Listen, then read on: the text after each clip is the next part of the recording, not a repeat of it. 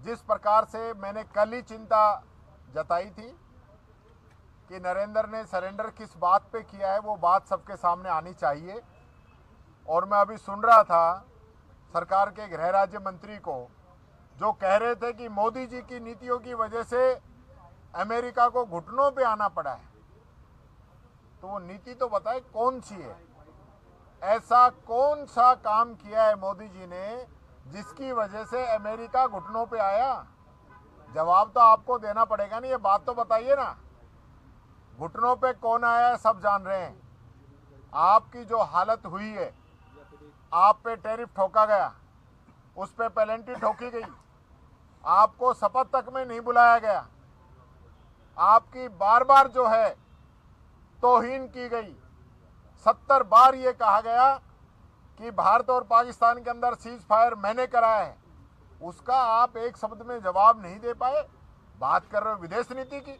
Operation सिंदूर हुआ, एक भी देश हमारे साथ आके खड़ा नहीं हुआ, और पाकिस्तान के साथ 3 देश तुर्की, अजरबैजान, चीन उसके साथ आके खड़े हो गए, और हमारे साथ कोई आके नहीं खड़ा हुआ। ये तो विदेश नीति है।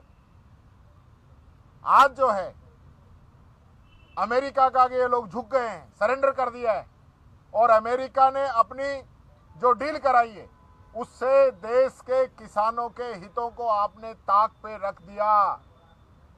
अमेरिका के जितने भी डेयरी प्रोडक्ट हैं वो आएंगे, बिना टैक्स के आएंगे, और हिंदुस्तान का किसान जो है भूखा मरने के कगार पे आएगा, उसको वापस सुसाइड करना पड़ेगा।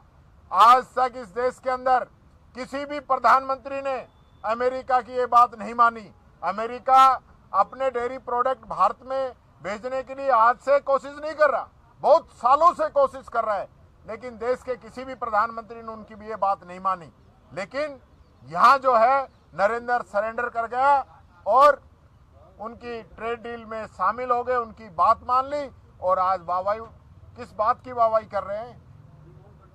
किस बात की वाहवाही कर रहे हैं? इस देश के किसानों को अमेरिका के आगे आप लोगों ने गिरवी रखने का काम कर दिया। हमारा भारत का किसान कहां जाएगा? पहले ही 3 काले कानून लाकर उस पर पाबंदी लगाने का प्रयास आप लोगों ने किया था।